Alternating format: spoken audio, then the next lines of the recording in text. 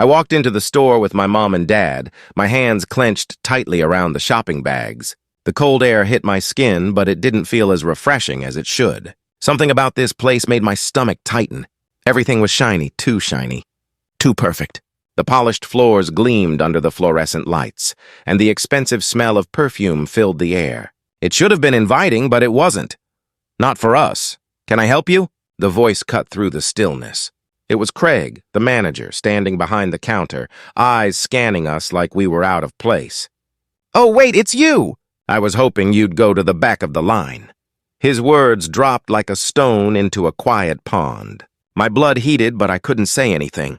I glanced at my mom, who looked at me with that warning look, the one that told me to stay calm, to hold my tongue. "Excuse me?" I said, my voice a little louder than I intended, but still controlled.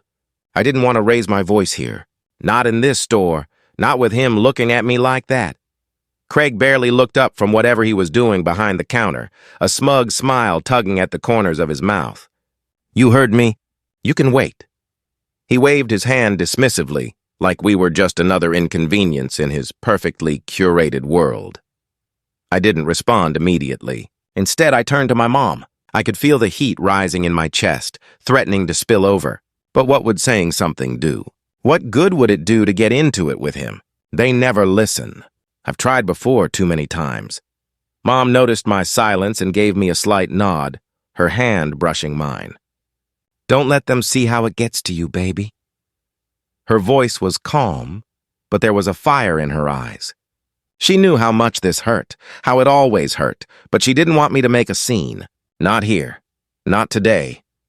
I didn't look at Craig again. Instead, I focused on the aisle, the fancy perfume bottles lined up like trophies. The clean, sterile beauty of it all was so fake. I knew we didn't belong here. I knew this place wasn't made for people like us. "So you don't have the blue scent?" My dad's voice was softer than mine, more cautious. I admired that about him, but today it made my stomach turn. He didn't deserve to feel like he had to tiptoe around just to buy a bottle of cologne. Craig barely spared us a glance. "We have plenty of options," he said, his tone dripping with sarcasm, but his eyes never left the display, as if he was busy making sure everything was perfect. "I'm sure you'll find something." I could hear my dad sigh, but he said nothing more. He wasn't going to press. We weren't going to push him. This was what we always did. Leave quietly, take the insult in silence, and pretend it didn't matter. But it always mattered. "We're done," I said, my voice tighter than I meant it to be. I couldn't take it anymore. I didn't want to stay. Not with him looking at me like that. Not with the weight of his words sinking into my chest. I turned on my heel, and my parents followed me, silent in their own way. The door swung open as we left the store, but I couldn't shake the feeling that it had closed us in more than it had let us out. The anger was still there, simmering beneath the surface, but there was no point in voicing it. Craig would have just laughed. The air outside felt different, heavier, but it didn't make the feeling go away. I kept walking, my thoughts racing faster than my steps. Mom's hand brushed mine again. I could hear her sigh as she adjusted the bags in her arms. We kept walking in silence until we reached the car. "You okay, baby?" she asked, her voice a little softer now that we were outside the store. I didn't answer at first. I wasn't sure what to say. What good would it do to talk about it? But I could feel my heart pounding in my chest, a sharp, angry thrum that wouldn't go away. "Yeah," I said, finally. "I'm okay," but I wasn't. Not really. And I knew she knew that. We drove home in silence, and I could feel the weight of it all press on me harder with each passing minute. It wasn't over. It wouldn't be over. Not as long as people like Craig still thought they could get away with it. I wasn't done with him. But for now, I had to hold my fire. For now, I had to pretend everything was fine. But one day, I wouldn't. One day, I wouldn't just walk away. I could still hear his voice in my head, Craig's dismissive tone, the way his words stung more than the cold air around us. I hadn't spoken a word as we walked out of the store, but now, in the car, the silence between us felt like an elephant. The air was thick with the weight of everything that had happened, and it felt like I was suffocating in it. "You okay, baby?" Mom asked, glancing at me from the rearview mirror. She was trying to be gentle, but I could feel her eyes on me, heavy with concern. She knew me better than anyone. I swallowed hard. No, I whispered, my voice breaking just slightly. I'm not okay. Mom didn't say anything. She just nodded, her grip tightening on the steering wheel. I could see her jaw set in the mirror. I knew she was fighting to keep herself together, just like me. She had learned to hide it, but I could see it in her eyes, the anger, the exhaustion. It was always there, just beneath the surface, and today it was bubbling up. Dad didn't say anything at first. His eyes stayed straight ahead, but I could feel his gaze, steady and silent, like he was deep in thought. After a few long moments, he sighed. You can't always fight every battle, Tiana, he said, his voice calm but heavy. Sometimes silence is strength. I stared out the window, my fingers gripping the seat. It's never strength, I muttered, more to myself than to him. It's submission. Dad didn't respond immediately, and I almost wanted to laugh because, if I'm honest, I had been waiting for him to say something that would make me feel better. But it didn't. It just felt like another way for him to tell me to be quiet, to let it go, to ignore it. He wasn't wrong, but I couldn't let it go anymore. Not today. Not after what Craig said. I wasn't going to shrink back this time. Mom's voice broke through the silence, gentle but firm. Your silence keeps them comfortable, Tiana. Her words hit me hard. I could feel my stomach twist with the truth of it. She was right. I had stayed quiet for so long, swallowing every insult, every glance, every comment. I'd let them think they could get away with it. But not anymore. I wasn't that girl anymore. I let out a breath, my voice shaking as I finally spoke. I'm done staying quiet, I said, the words tasting bitter in my mouth. I'm done letting them think they can get away with it. Dad's head shifted slightly, his face a mask of caution. Tiana, it's never easy, but you must choose your moments carefully. Not everything needs a fight. I looked at him then, really looked at him. His eyes were full of wisdom, but there was something else there too, fear. I could see it, tucked behind his calm demeanor. Fear of the consequences, fear of what would happen if I pushed back. But what if this is my fight? I said it before I even knew the words were coming. I felt the weight of them land like a stone in my chest. What if I can't just walk away anymore? What if staying quiet is what's making it worse? My father shifted in his seat, and I knew he was wrestling with his own thoughts. He'd seen the world differently than I had. He'd lived through things that I couldn't even imagine. He knew the cost of speaking up, the price you paid when you refused to be silenced. But that didn't stop me. I wasn't him. I didn't have his quiet strength. I had my own. I'm not asking you to fight every battle, Dad said slowly, his voice low, like he was treading carefully through something delicate. But not every battle needs to be fought with anger. Sometimes you win by walking away. You don't need to prove anything. I looked at him then, really looked at him. His face was lined with years of hardship, of decisions made out of necessity. I saw the weight of what he was trying to tell me, the price of standing up, the consequences of rocking the boat. But I was so tired of being the quiet one, the one who just took it. I could feel the fire inside me rising again, the frustration and anger that I'd been carrying for so long. My voice shook, but I pushed through it. If I stay silent, I'm just letting them win, I said, my voice thick with emotion. I'm letting them keep doing this to us. To me? There was a long silence in the car, one that felt heavier than the conversation itself. My parents didn't speak, but I knew they were listening. They had to be. We were almost home now, but I didn't feel like I was anywhere near being finished. I felt like I was just getting started. This feeling of being dismissed, of being looked down on, had been building for years. And Craig, he was just a symptom of a world that was always ready to ignore people like me, a world that didn't care until it had to. I looked out the window, watching the trees blur past. My thoughts were racing, faster than I could keep up with. But what if I can't stop? I whispered more to myself than anyone else. What if this is bigger than me? What if I have to keep pushing, even when it's hard? The silence stretched on, but for the first time, it didn't feel like defeat. It felt like resolve, like I was finally starting to understand the weight of my own voice. I wasn't going to back down. Not anymore. The next morning, I woke up to my phone buzzing like a damn fire alarm. At first, I thought it was just the usual spam, emails, ads, whatever, but the messages kept coming. My heart sank when I saw the notifications. I opened the first one, then the second, then the third. By the time I reached the fifth, I could feel the cold sweat breaking out on my neck. The video had gone viral. Craig's words, the ones he'd said to me in the store, the ones I'd let slide, thinking it was just another instance of people thinking they could say whatever the hell they wanted to me. But this time it was different. This time, someone had recorded it. I stared at the screen, my fingers trembling as I scrolled through the comments.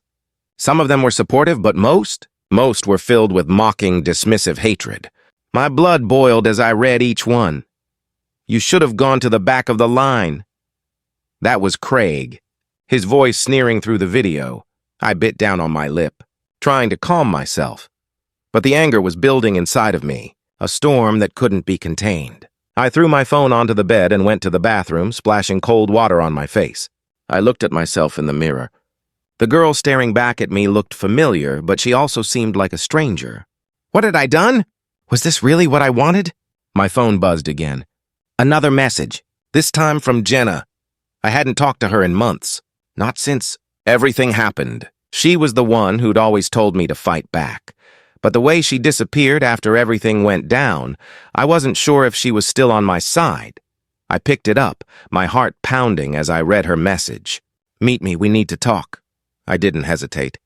I needed answers, and if Jenna had any advice, I was all ears. We met at a cafe down the street from my apartment. When I walked in, I saw her sitting at a corner booth, her phone in her hand. She looked exactly the same, like no time had passed at all. But something about her expression was different. She wasn't smiling. I slid into the booth across from her, feeling the weight of what was happening pressing on my chest. You saw it, she said, her voice low. I knew it would blow up. I just didn't know it would happen this fast. I nodded, swallowing hard. What now? What do I do? I don't even know how to feel. Jenna leaned back, eyes scanning the room for a moment before landing back on me. You know how this will go, right? They'll paint you as the villain. They always do. I laughed, though it didn't feel real. I'm already the villain, Jenna. Might as well own it. She didn't laugh with me. Her eyes darkened as she studied my face. But at what cost? They'll turn your family against you. You know that, right? Her words hit me like a punch to the gut. She didn't have to say it. My dad's voice was still in my head, warning me about the consequences of speaking out. About choosing my battles carefully. But this wasn't just about me anymore. This was bigger than anything I could have imagined. I looked down at my hands, fidgeting with the sleeve of my jacket. If it cost me peace, so be it. But it's time we started fighting back. Jenna was quiet for a moment, her eyes softening as she watched me. You're not just fighting back, Tiana, you're making a statement. And when you do that, there's no going back. I sat back in the booth, letting her words sink in. The thing was, I didn't care. Not anymore. All these years, I had been quiet. I had let it slide, let them think they could treat me like nothing, like I didn't matter. But today I wasn't going to be silent. The world might see me as a problem, I said, my voice barely above a whisper. But I'll never be a problem to my own people. Jenna's eyes softened. But there was something else in them, too. Something like resignation. Like she knew exactly what I was about to get myself into. She didn't want to admit it, but I could tell she was afraid for me. I know what you mean, but I want you to be careful, she said, her voice low. It's one thing to make a stand, but it's another to lose everything over it. I stared at her, my heart heavy in my chest. Everything's already been taken from me. What do I have to lose anymore? Jenna didn't answer right away. She just looked at me, really looked at me, like she was seeing me for the first time in a long time. You've always been strong, she said softly. But this fight, it's not the same. You need to know that. I nodded, my mind racing. I didn't have all the answers, but I knew one thing for sure. I wasn't going to back down.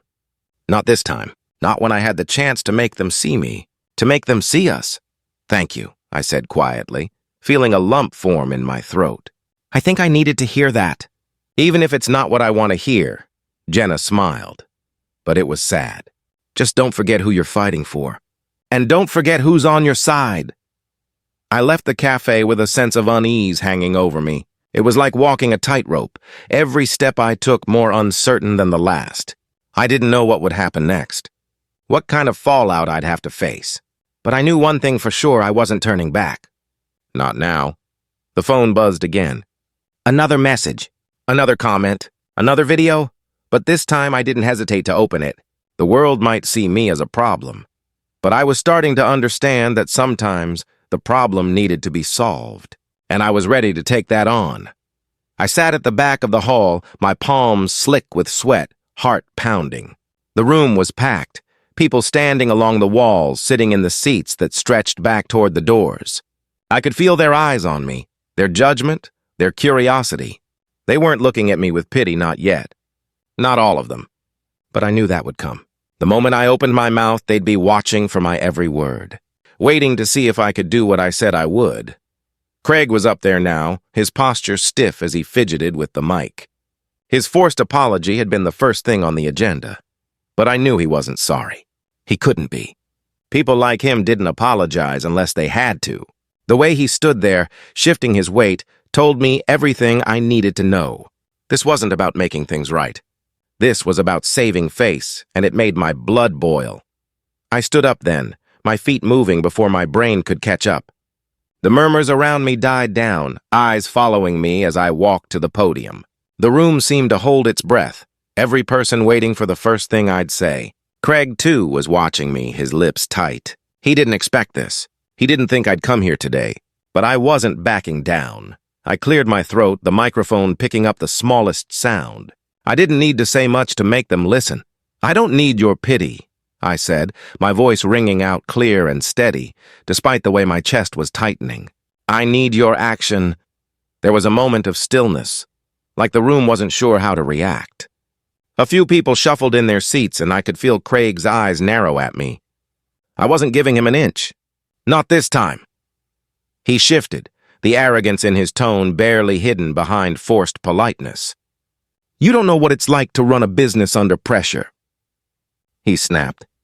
You have no idea how hard it is to keep a store like this running smoothly. The crowd tensed, but I wasn't intimidated. His words were just a distraction, a way to make it about him. About how hard his life was, how much pressure he was under, the usual defense. But I wasn't about to let him make this about him. I leaned into the microphone, my words slow and deliberate. You don't know what it's like to be invisible, I said, the words coming out in a sharp breath. To be dismissed because of your skin. You don't know what it's like to watch people like you pretend they don't see us, to think they can treat us however they want and get away with it. The gasps around the room were almost deafening, like I'd just struck a chord they hadn't expected. I could feel the shift, the tension turning into something more, something heavier. They were starting to hear me, starting to understand that I wasn't going to be silent anymore. I could see Craig, his face growing redder by the second. He opened his mouth to say something, but I cut him off before he could. I'm here to tell you, I said, my voice firm. We will no longer stay quiet. We will no longer be invisible. The room went still, every person frozen in the moment. I could feel the weight of my words hanging in the air like a thick fog. Craig's face twisted in frustration, but he didn't speak. Not yet. He was flustered now, his defenses crumbling as the reality of what was happening set in. I didn't mean to offend anyone, he muttered. His words rushed, like he was trying to cover his tracks. It was just a misunderstanding. I didn't flinch. I didn't back down. I didn't give him the satisfaction of seeing me hesitate. I stared him down, my eyes locking with his. It's never a misunderstanding when it's intentional. The room erupted then. Murmurs, whispers, gasps. I could hear the people shifting in their seats, exchanging glances, some nodding, some still unsure. I could feel the weight of the moment, the impact of my words settling on them like a storm. And for the first time, I didn't regret it. I didn't care if they judged me. I didn't care if they hated me for it, because I was done being invisible. I stepped away from the microphone, my heart still racing, but my voice strong and steady. I could feel Craig's eyes on me, but I didn't care. He could try to make it about him, try to twist this into something it wasn't. But I had said what needed to be said, and now there was no turning back. The room was still, but I knew that it wasn't over. It wasn't even close. I had to make them hear me, make them see what we had been forced to live with, forced to endure in silence. But for now, I had made my stand, and I wasn't backing down.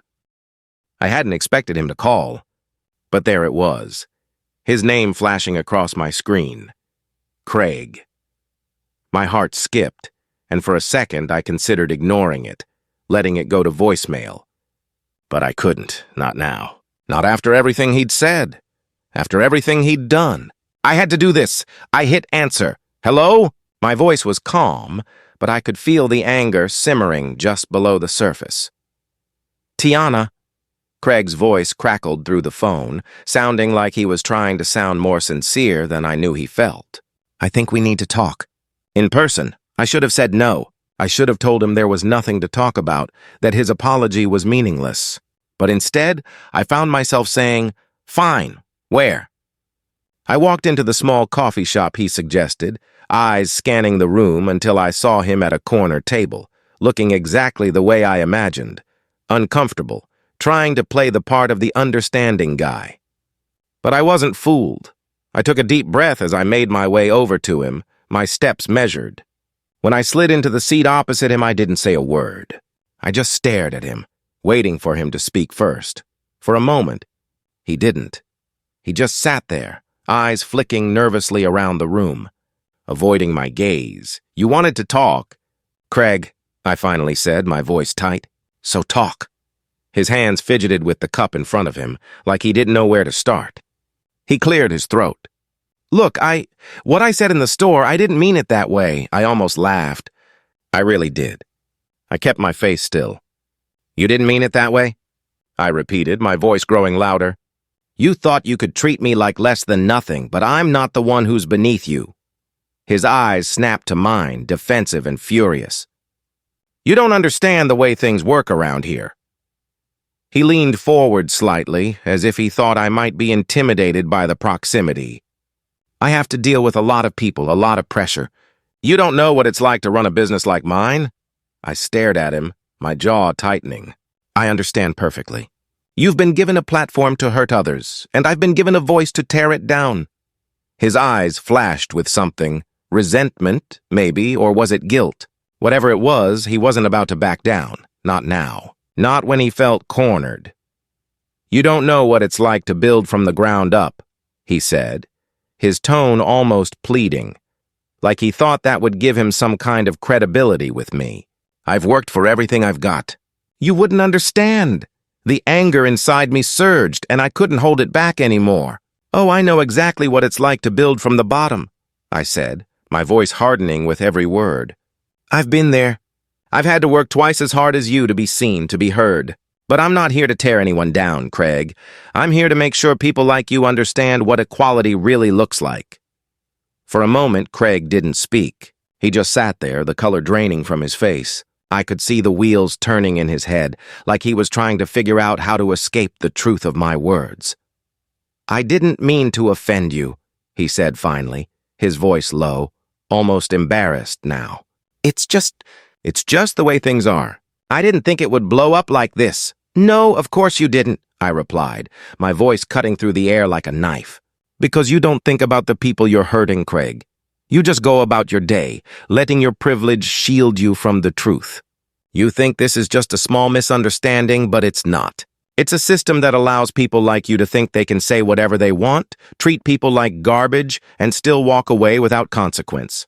His eyes flicked down to the table. I'm sorry, all right? I didn't mean it. I'm just stressed out. You don't know what it's like to be in my shoes. I leaned in, making sure he could hear every word I said. I know exactly what it's like to be in your shoes, I said, my voice hard but calm. You're the one who gets to pretend the world works for you. You're the one who gets to say whatever you want, and the rest of us just have to deal with it. But that stops today. Craig's face twisted in frustration, and I could tell he was about to say something else, but I wasn't going to let him. I stood up slowly, looking down at him. I'm not interested in your excuses. I'm interested in change. I'm interested in making sure no one else has to go through what I did because of people like you. As I turned to walk away, I felt his eyes on me, but I didn't look back. I didn't need to. I had said everything I needed to say. I sat in the sterile, cold office, the walls closing in on me. The lawyer's desk was cluttered with papers, contracts, notes, case files. Nothing was comforting here. I had seen my name on the headlines, heard the whispers in the street, and felt the weight of it all crash down on me in ways I didn't know how to handle. The video of Craig had gone viral, and now people weren't just talking about me. They were talking about me as if I was the one who had done something wrong. They've already started spreading lies. "Tiana," my lawyer, Mr. Harris, said, pulling my attention back to the present. He leaned forward, his voice low and urgent. "We have to fight back." I tried to sit still, but the anger bubbling inside me made it impossible to keep my hands from trembling. I took a deep breath, trying to steady myself. "I've been fighting back my whole life. This isn't just about me anymore. It's about all of us." The words left my mouth before I could stop them. I wasn't just speaking for me. I was speaking for every person who had been ignored, dismissed, and mistreated in ways I couldn't even begin to count. Mr. Harris studied me for a moment, his eyes narrowing as if weighing something. Then he spoke again, his voice a little softer. "I know, Tiana, but you need to understand what you're up against. The system doesn't work in our favor, not when you're up against someone like him." I knew what he meant. Craig's supporters were everywhere, whispering behind closed doors, twisting the narrative, turning me into the villain in a story I wasn't even sure I'd agreed to. They were discrediting me, calling me an instigator, someone who couldn't handle the truth of how things worked. They were playing a game with rules I didn't even know, and I was starting to feel like I was drowning in it all.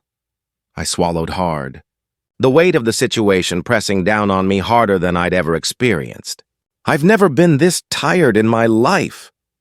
My voice cracked as the words came out, like I was admitting something I wasn't ready to face.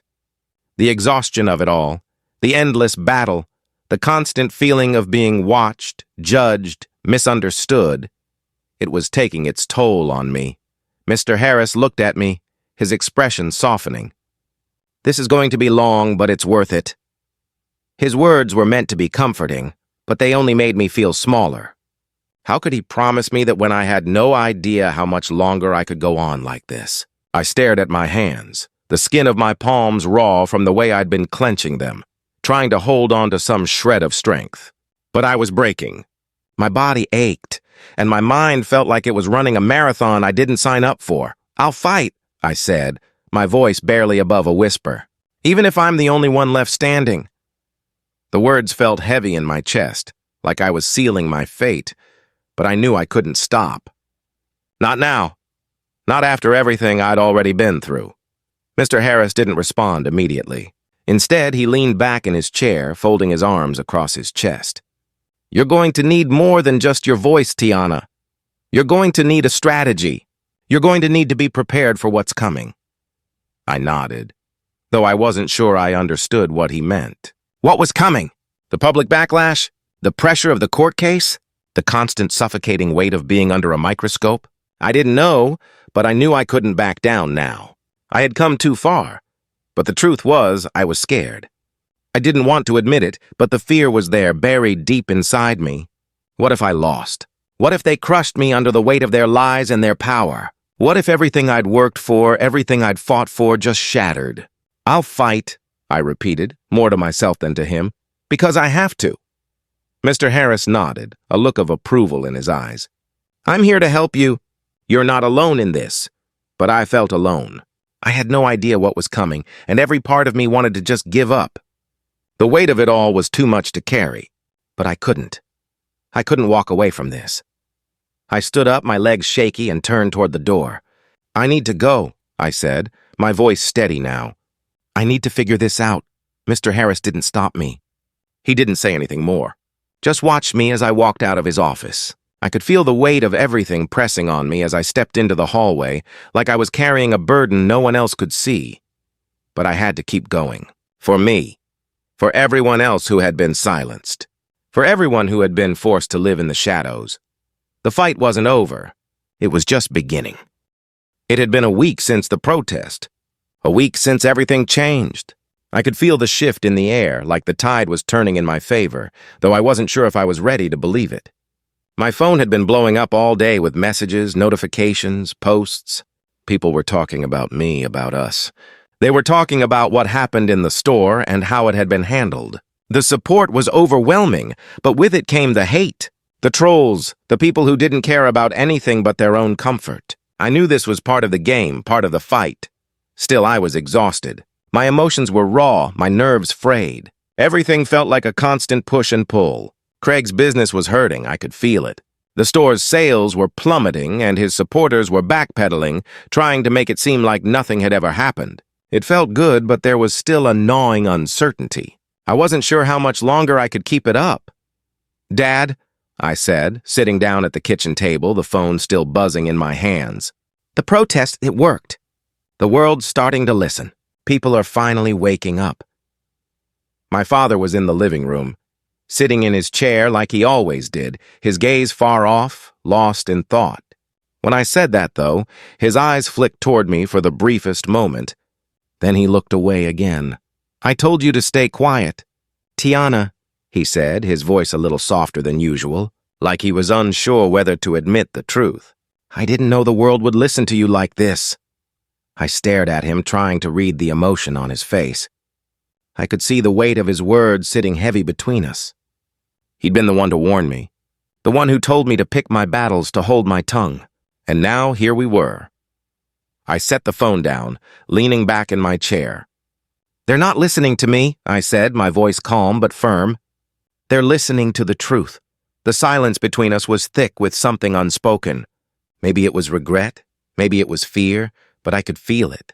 I could feel that he was trying to reconcile what he thought was best with what he now saw unfolding before him.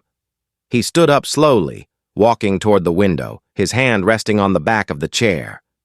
"I was wrong, Tiana," he muttered under his breath, barely loud enough for me to hear. "I was too afraid for too long. I thought silence would protect you, protect us. But I see now. I see what you're doing. And I'm proud of you. I couldn't breathe for a moment." His words were like a weight lifting from my chest. I didn't know how much I had needed to hear that. How much I needed him to admit that he had been wrong.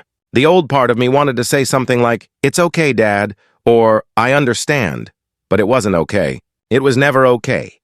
"It's never too late to stand up," I said, meeting his gaze for the first time in what felt like ages. The words came out before I even knew I was going to say them. But they felt like a revelation.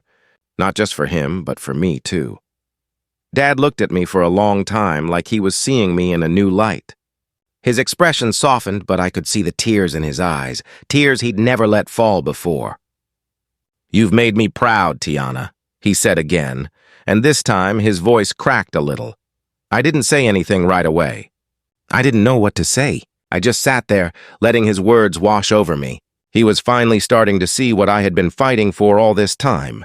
He was starting to understand that silence was never the answer. "I'm glad you're proud of me," I said finally, my voice low. "But I'm doing this for all of us, not just me." His eyes softened even more, and for a moment I thought he might say something else, something more. But instead he just nodded and sat down beside me at the table. We didn't speak for a long time after that. The room was quiet, but not in a bad way. It was the kind of quiet that comes after understanding, after truth. I felt something shift in me in that moment, a weight I hadn't even known was there lifting off my shoulders. I hadn't just won something out there with the protest or with the public support. I had won something more personal. For the first time, I didn't feel like I had to fight alone. I stood outside his office, my heart hammering in my chest, but I wasn't going to back down. Not now, not after everything. Craig had finally called for a meeting, and part of me wondered what this was going to be. Another apology, a lame excuse, or maybe something more. But I didn't care. What I needed from him was far beyond any apology he could offer. The door swung open, and there he was. His face was ashen, and his eyes were bloodshot, as if sleep had become a distant memory. For a second, I almost felt sorry for him. But then I remembered everything he had done, everything he had tried to justify. "Tiana," Craig said, his voice shaking as he stood there, his hand clutching the doorframe. He looked smaller now, less arrogant, like the weight of what was happening had broken him in ways I wasn't sure he was ready to face. I thought I was untouchable. I was wrong. I didn't say anything right away. I just stood there, letting his words hang in the air, feeling the weight of them. They were the words of a man who had been living in his own bubble of privilege. thinking he could do whatever he wanted without consequence. "You were never untouchable," I said finally, my voice steady, but the anger beneath it made my stomach twist. "You just thought you could break us and get away with it." He flinched, his face flushing as if my words had physically struck him.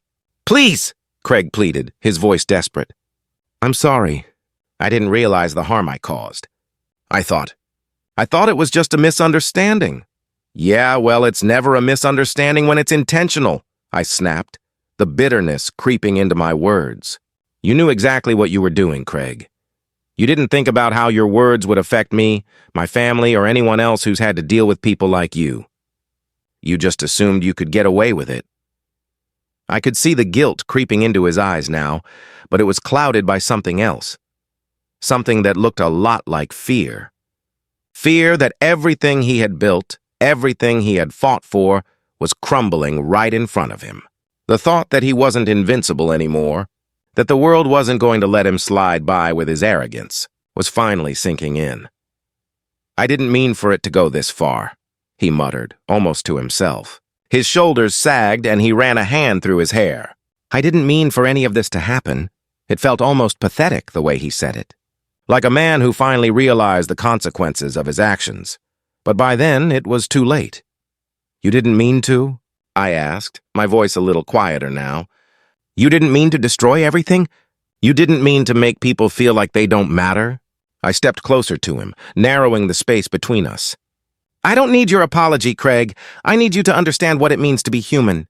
To realize that your words have weight, your actions have consequences. And I need you to feel what it's like to be held accountable." He didn't respond at first. He just stared at me, a strange mix of guilt and pride battling for dominance in his eyes. I wasn't sure if he was sorry for what he had done or sorry for himself. But I knew I didn't care about the difference. I wasn't here to fix him. I was here to make sure that the world saw what he had done. "You thought you could break us," I said, my voice cold. "But you can't, not anymore. We're standing up. We're fighting back." He looked like he wanted to say something more, but the words wouldn't come. He stood there, his face a mixture of shame and disbelief, as if he hadn't thought this moment would ever come. And maybe, in his world, it never had. But in mine, it was long overdue. I turned to leave, feeling the weight of his gaze on my back, but I didn't look back. I had said everything I needed to say. The world had heard me. And for the first time, I could feel the power of my own voice. As I stepped out of his office, the weight of everything that had happened over the past few months didn't immediately lift. But I knew this was the end. This was the moment I'd been fighting for. Not just for me, but for everyone who had ever been silenced, ignored, or dismissed. I was done being invisible. The weight of everything had settled in my chest, but it wasn't the crushing burden I had once feared. It was something else now. Something lighter. Something that didn't suffocate me. I'd spent so many years fighting to be heard, to be acknowledged, to make people see me for who I was. But now I knew the truth. I sat on the edge of my bed, staring out the window as the last rays of sunlight slipped below the horizon. The world outside was still moving, but I felt still. It was strange the way everything had shifted. My phone buzzed again. Another message, another notification, another person with something to say about what had happened. But I didn't pick it up. Not this time. I'd done the work. I'd made my point. The protests, the speeches, the courtroom battles, everything had led to this. But now, in this quiet moment, I realized something I hadn't before. I wasn't fighting for validation anymore. I wasn't fighting for recognition. I wasn't even fighting for respect. I was fighting for change, for something bigger than me, something that could outlast this fight. I've learned that sometimes the loudest voice is the one that doesn't shout at all, I thought, my breath coming slow and steady as the words echoed in my mind. All those times I thought raising my voice was the only way to make a difference. Maybe that wasn't true. Maybe I had spent too much time yelling when I should have just stood there, calm and let my actions speak for themselves. I let the thought linger, letting the weight of it settle inside me, a gentle shift in my perspective. It wasn't about getting everyone to hear my voice. It was about showing them my power, my worth, my humanity. I had spent so many years waiting for others to acknowledge me, to recognize me for what I could do, what I had to say. But now I knew better. I didn't need to be heard anymore. I needed to be seen. I thought about everything I'd gone through, everything I'd fought for, and it all felt different now. The rage that had burned inside me, the pain I'd tried to bury for so long, it was still there, but it didn't control me anymore. I didn't need to fight with my fists clenched. I didn't need to scream. I didn't need to beg them to see me. I just needed to be, and maybe that was the real victory. Not the apology from Craig. Not the viral support or the press coverage. Not the court case or the public reckoning. The real victory was that I had learned how to stand in my truth without needing anyone else to validate it. The past few months had been a whirlwind, a storm I had fought my way through. But now I felt the calm after the storm, the quiet. And in that silence, I found a kind of peace I hadn't expected. My phone buzzed again, but I didn't reach for it. I let the moment hang in the air, the stillness wrapping around me like a blanket. The world was out there, waiting, but for now, I was okay with the quiet. I was okay with the stillness. It was time to move forward.